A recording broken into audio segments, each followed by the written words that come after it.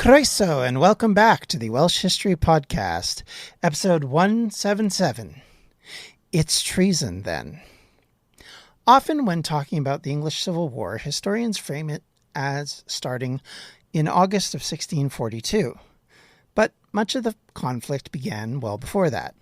The Bishops' War, that we mentioned in the last episode in Scotland, along with rebellions in Ireland, had destabilized the regime enough that there was a need to call out the military.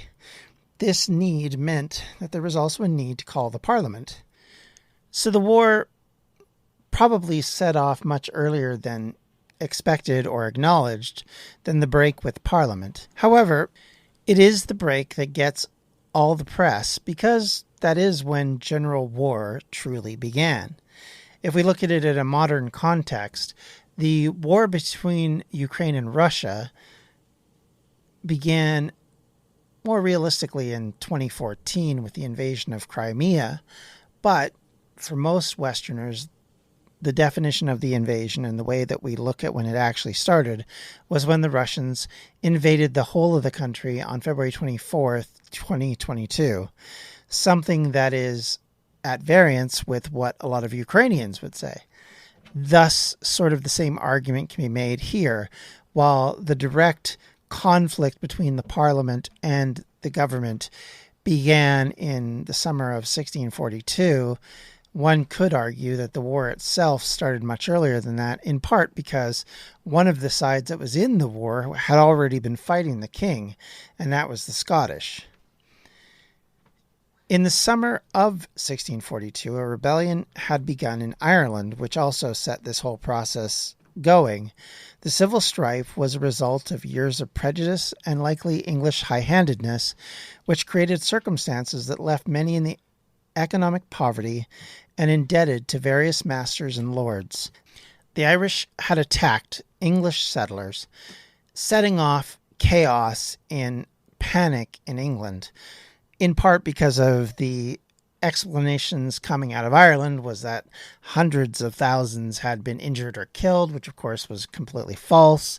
The number was closer to 4,000 to 5,000, which is a very high level of variance. As well, both Catholics and Protestants in Ireland carried out tit-for-tat murders, plundering, and rustling of various livestock. The chaos, while never as high as reported in England, as we said, by the government in Ireland, was enough to force Charles into action. Of course, during Charles's reign, Ireland had been a constant level of concern, much as Scotland had been. The problems had been continual, and in both cases it was religious-driven as well as culturally driven. And it's something that I think people somewhat lose track of, is how much the disputes in Ireland were driving so much of the politics of the day in England. And, of course, what was also reflecting on and driving some of the mentality in Wales was some of the gentry who had seen the 30 Years' War, which had been raging in Europe at this time, and kind of the effect of that on the public and on, I mean, let's be honest, more importantly to the gentry, other gentry. So the reflection that this kind of religious turmoil could create huge problems at all sides in England and in Wales reflected badly on the other two countries in the opinion of them, and thus stability demanded that the English intercede. As this insurrection immediately elevated into a political crisis in England, Charles and the Parliament, as we previously discussed, argued over which of them should be in control of the army and who should be responsible for funding it, so that they could put down these Irish insurgents or rebels, depending on which tactic you want to use. Charles wanted full control, and the Parliament, which had already been upset over the way the king had manipulated power and had tried to ignore them as much as possible, were not willing to sort of bend on that opinion. Instead of working together, Charles raised an army on his own in Nottingham in 1642. This went against the way things were done, in quotes, and thus parliamentarians became incensed by his own actions, looking at it as not necessarily aimed at Ireland, but aimed at them. The Welsh, loyal at this initial stage to the king, began to raise troops on his behalf, some out of loyalty, some out of greed, others because they wanted to protect the old order that they had benefited from so strongly. James Howell expressed something that many in Wales at the time might have agreed with, in quotes, "Innovations are dangerous consequences in all things, especially in a settled and well-tempered state, for they might shake the whole frame of government and introduce a change, and changes in government are commonly fatal, for seldom comes a better." End quote. Something that you can understand in the context of all the wars that had surrounded them. History had taught them that a shaky government during the War of the Roses developed into constant flux and constant problems, bringing constant change in various governments as various leaders either died in battle or died of various causes, thus creating more instability. And many in the Welsh gentry who had benefited from the system that the Tudors had brought were not in any shape or form wanting radical change. So defending their monarch would feel like a no-brainer to most of these people. Case in point, the Herberts and the Devereux saw it as a chance to carry out their family blood feuds into an actual war, both seeing an opportunity to seize each other's land, something that would flow into a lot of the mentality on both sides at times. Very similar, really, to what happened in the War of the Roses, where nobles saw the advantage of joining one side or the other, not because they necessarily agreed with that particular side, but rather because they felt that A, they were the winning side, and B, they would financially gain from it, which certainly was the case for a few of them, but not all of them. And the problem is when you're on the winning side in 1 minute and then the losing side 2 minutes down the road, that isn't always ideal either.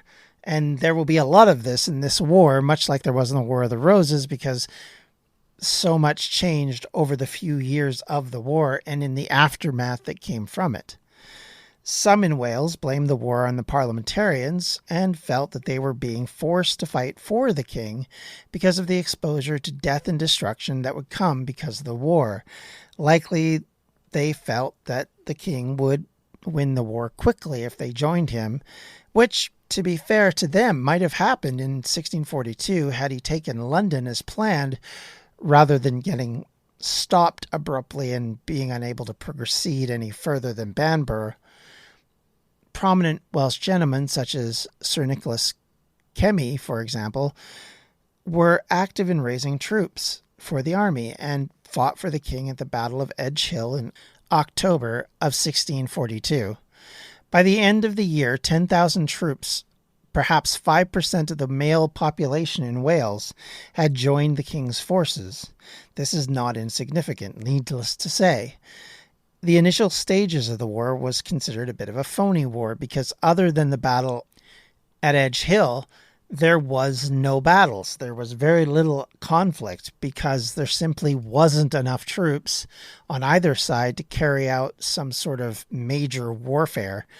And even as they did gather troops, a lot of the fighting became much more about sieges and skirmishes rather than pitched battles. They dominated the military landscape in England during the First Civil War, as local garrisons, determined to destroy the economic basis of their opponents while preserving their own resources, scrambled and fought for territory. In other words, exchanging castles, exchanging manor houses, seizing farmland, stealing crops, and livestock were more typical of these battles rather than out-and-out fights in the way we would see them in previous wars in Britain at the time and before that. The Parliament controlled London and the south of England, which was very much the economic powerhouse of the country, while Charles controlled the Midlands, the Northwest, and Wales, which meant he needed to capture London if he was to retain his power. There will be and are a few podcasts that will certainly give you a blow-for-blow account of the war, of the various parties that led various battles had influence on the various decision making and probably give you a much better accounting of the strategies and tactics of both sides. It's just something I'm not going to do because this isn't important to the overall discussion of Wales, but it's certainly interesting and would take up probably the next 10 to 15 episodes. So rather than do that, we're going to compress it into a 2-episode arc effectively. In the first instance, we're going to talk today more about the war from 1642 to about 1644-45 in there, talk about some of the aftermath for Wales, but we will focus in on the final 2 years, the actual years when the parliamentarians were actually winning, in the next episode, to kind of bring to a close that side of the discussion and kind of focus more on the consequences of what happened rather than on the actual battles. Like I said, in the early stages, the Royalists had been winning.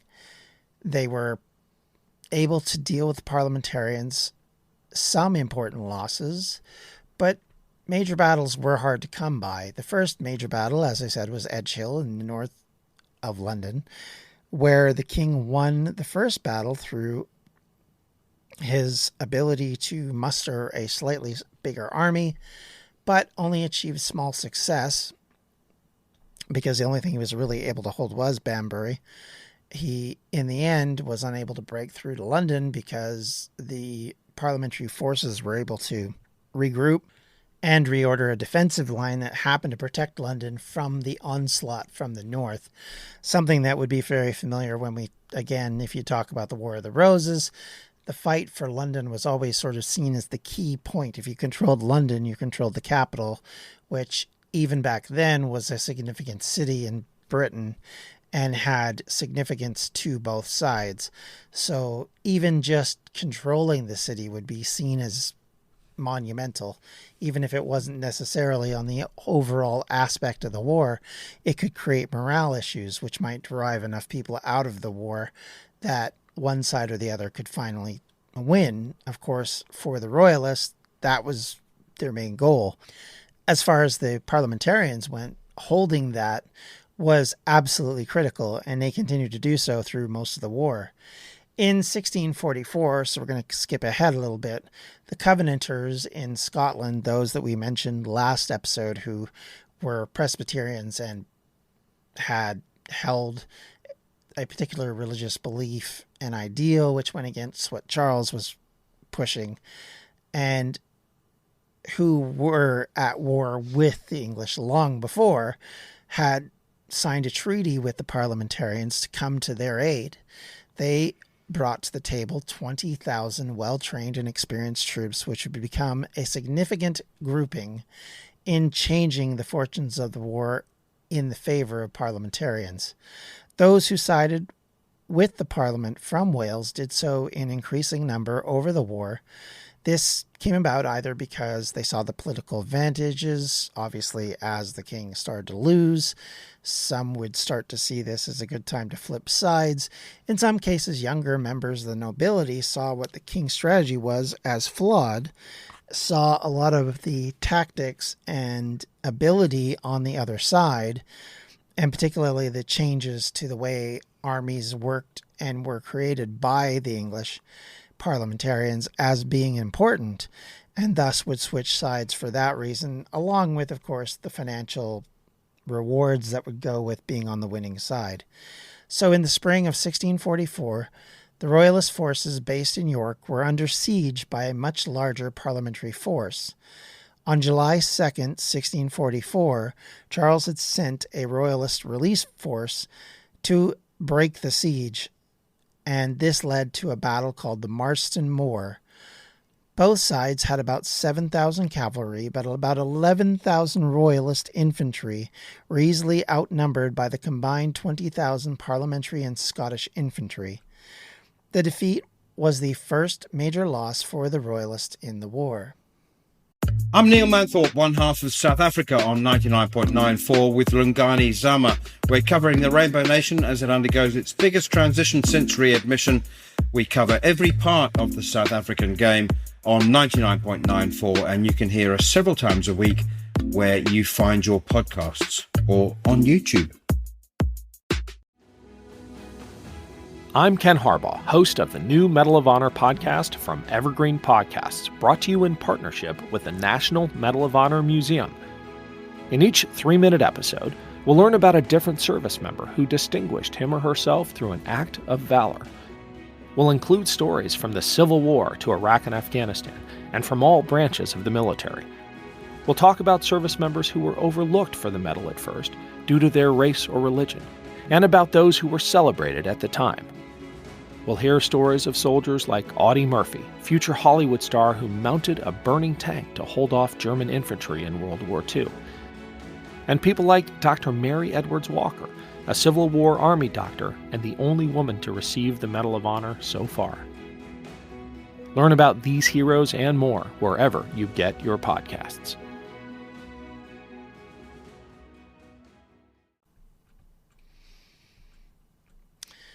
For the early portion of the war, Wales had avoided the worst of the fighting, as battles were generally focused initially around English areas that were the keys to the success for the Royalists. In other words, Wales, being a, in quotes, backwater country, wasn't seen as important enough to take and hold, at least for either side, because other than men and agricultural material, there wasn't a whole lot that you could get from Wales that would be to your advantage, unlike controlling the south of England or controlling York in the north. All of those things would definitely contribute to a possible victory, but controlling Wales, which even at the best of times would be described as out of the way, would have less symbolic value. However, it didn't mean it didn't become important and didn't become a key place for the war. And we will talk in depth about this in the next episode, specifically about how the Royalists had used various castles in certain ways and how that led to some of the demises of some of those castles. For example, Raglan was home of the powerful Royalist supporter Henry V, Earl of Worcester, and it was garrisoned early for the king, and parliamentary propaganda claimed that columns of Roman Catholic soldiers were hiding in vaults underneath it. Of course, that was absolutely ridiculous, but nonetheless, there was a lot of this that went on. The parliamentarians used their ability to print stuff in London specifically to try and set all sorts of very insane levels of fake news out there about the association between the Catholics and the king, and as well specifically to try and put links between the Welsh lack of understanding of Puritanism to their loyalty to the king, and thus they needed to be fixed from this ignorance as they would see it. Charles I stayed in the castle for several weeks in 1645, and it was in a symbolic gesture of revenge that parliamentarians demolished part of the castle when it capitulated in 1646. The damage that they did is actually still visible today. You can actually still see it if you go to the castle. That will not be the last castle that will pay the price for being associated with the king. Slowly but surely, as the war went on, it was obvious that the parliamentarians had gained the upper hand, as I mentioned. The war increasingly moved from England into Royalist Wales, often in the form of sieges, and many castles dotting the landscape faced this warfare. Welsh Parliamentary General Sir Thomas Middleton established a parliamentary success and a beachhead with the invasion of Mid Wales between 1644 and 45. The Royalist cause collapsed in England and Wales between 1645 and 46, and it was then that in Wales the final redoubt of Royalism was to be found. There was a garrison at Harlech in probably the least plausible spot for any sort of comeback, but yet the one spot that seemingly always seems to survive the longest for the side that's losing. Think of Owen Glyndwr, of the group that was fighting for Henry VI in the War of the Roses. All of these people seem to end up at this castle fighting, or at least the Welsh portion of the supporters ended up this castle fighting for and in behalf of these various forces, and almost always came to a rather abrupt end. And this garrison would be the last of Charles's southern kingdom to surrender on the 16th of March, 1647. Once again, Harlech Castle held out. Once again, as we discussed many episodes ago, this is part of the reason why there's confusion about the great anthem Men of Harlech, because different historians and people who've studied it question whether or not the particular song comes from the Owain Glyndwr period, the War of the Roses period, or from this period, because in each case they were the final bastion against the invading English force. So nobody knows for sure. Most people lean towards the War of the Roses as being the most accurate.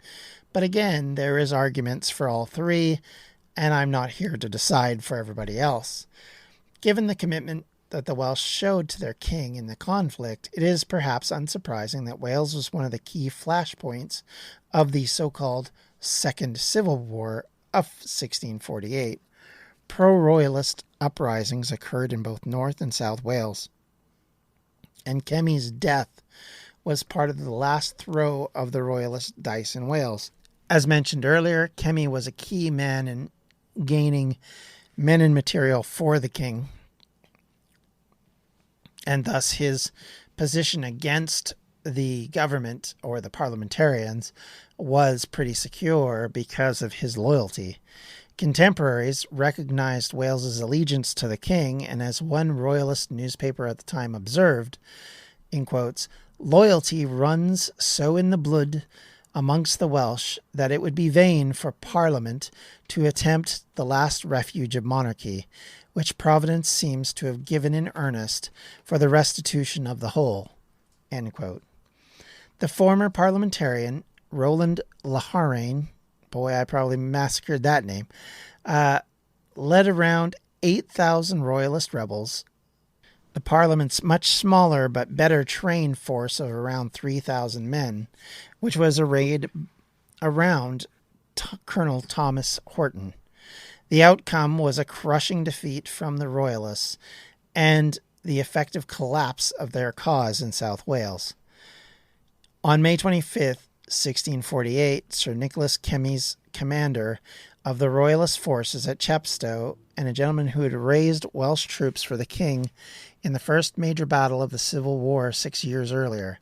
He had led the last gasp of the Royalists to hold out against the new model army, the successor to the parliamentarian army, one that was more professional and much more like what we would think of as a modern army. Behind the beleaguered defenses of the Chepstow Castle in southeast Wales, they continued to hold out. The Royalists did in vain. The castle walls were eventually breached, and a ferocious assault descended on its garrison. The rebellious Welsh forces' defeat in the southeast ended the Second Civil War miserably. Cromwell, who had helped suppress the last of the remnants of this resistance at the Pembroke Castle, had his mind turned towards the Welsh at this point and referred to them in quotes, "a seduced and ignorant people," end quote. Cromwell viewed the Welsh as a population that were ignorant, and this ignorance was a lack of understanding of the Puritan faith, as I mentioned this topic earlier. So to Cromwell, the way to resolve this was to create a religious re-education camps to train the Welsh to follow his faith, to understand the Puritan doctrine, as it were. Cromwell supported a state-sponsored initiative to bring this about, the Commission for the Propagation of the Gospel in Wales, which was established in February 1650. Although it survived only to 1653, the commissioner was empowered to create enclaves of Puritanism in Wales and help to establish these communities of religious nonconformity and political radicalism throughout the country. These survived beyond the restoration of Charles II and would come to be seen as the foundation of a dissenting tradition that is so important to the history of modern Wales, and arguably went wildly opposite of what Cromwell and his cronies probably had hoped would happen.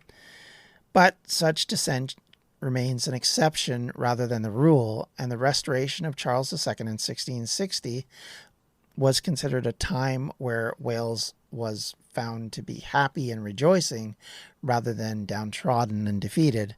This was in part because they believed he would then restore their ancient British church to her primitive splendor, but also because he acknowledged as having descended from King Cadwallader, the last king of the ancient Britons. As we've mentioned before, this is one of the effects of Geoffrey Monmouth, is that everybody wanted to be descended from the big guy, which was Cadwallader, instead of his father, who was the more successful of the two.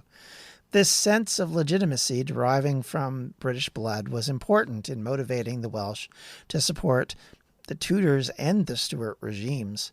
It was also seen as a triumphant return of this man who brought home the ancient Welsh kings to the throne, something that again was incredibly important to Wales and to the Welsh population, at least amongst the gentry and those who understood it, and possibly amongst the general public, because certainly you would expect that they would be informed of this ideal and this idea of the Stuarts, who were descendants of Tudors, or at least partially of Tudors, being linked into all those Welsh kings and to the old Scottish kings, who of course were seen as the old Britons, the old Picts, the old Scoti, who were, while they were Irish, were still, a part of the British Isles. And of course, all of that linked together with the Old North that was linked heavily to Wales at one time during the invasion of the Saxons.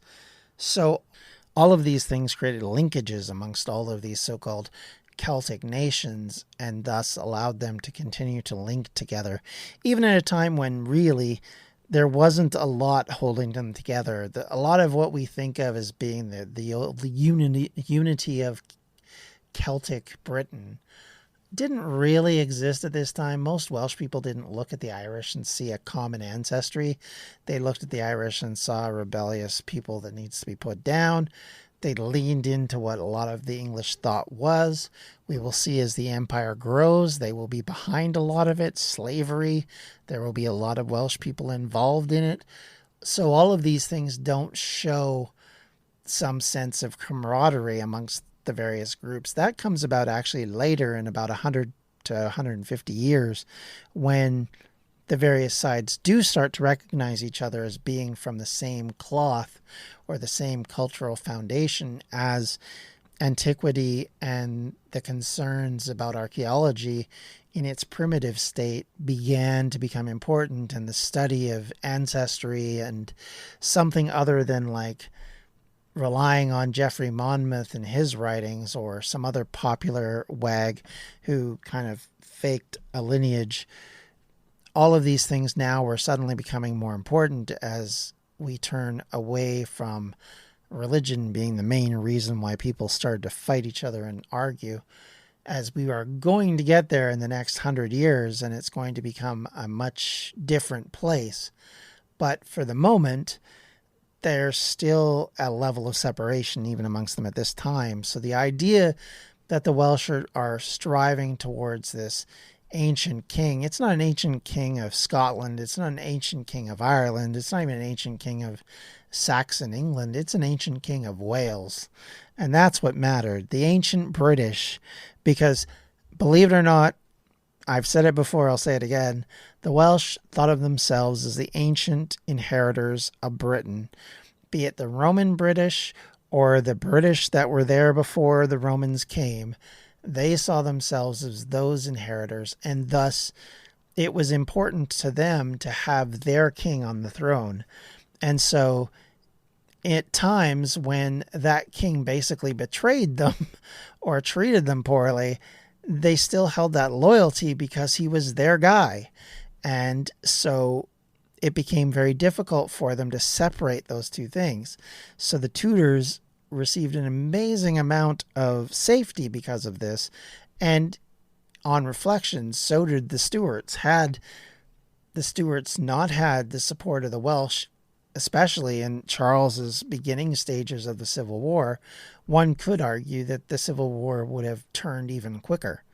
So it's fascinating to see these two sides of a different coin and two ways of looking at things when realistically, I can honestly say that other than using it for propaganda purposes, I've not seen any evidence that the Tudors or the Stuarts really cared for the Welsh, really held them up as being examples to anyone. Even Henry VII, who was probably the closest, I don't see that linkage being very strong. So, I mean, Henry grew up in France. He may or may not have known Welsh. And like I said, he would have been the closest to that. Maybe Arthur, his oldest son, might have had it as well. But the truth of the matter is that I don't think the linkages were very strong. And so they used that link as a tool, and it worked very well. So with that all said and done, we're going to go get into specifics about some of what happened to some of the castles in some of the battles in this war. And we'll brush through those fairly quickly, and then we'll move on in the coming episodes to the end of the Stuart reign and the beginning of a new era in both our podcast and in the history of Wales as we move off into the 1700s and into the Enlightenment period, which changes an incredible amount of opinions and creates entirely new governments in various places of the world. And the first true rebellion against colonialism comes from these areas, which I think are fascinating to see and definitely have bearing on what happens in Wales and elsewhere. So until then, everybody, thank you for listening. I hope you have a great day. If you have any questions, comments, or concerns, you can always reach me at the Welsh History Podcast at gmail.com. You can always reach out to me on Twitter at Welsh History Pod and on Facebook at facebook.com/Welsh History Podcast. If you'd like to support this podcast, you can do so on Patreon at patreon.com/Welsh History. Thank you, everybody, once again for listening. I hope you all have a great day. Take care. We'll see you later. Bye-bye. Welsh History Podcast is a member of the Evergreen Podcast Network. To find more information on them, you can do so at evergreenpodcasts.com. Thanks for listening.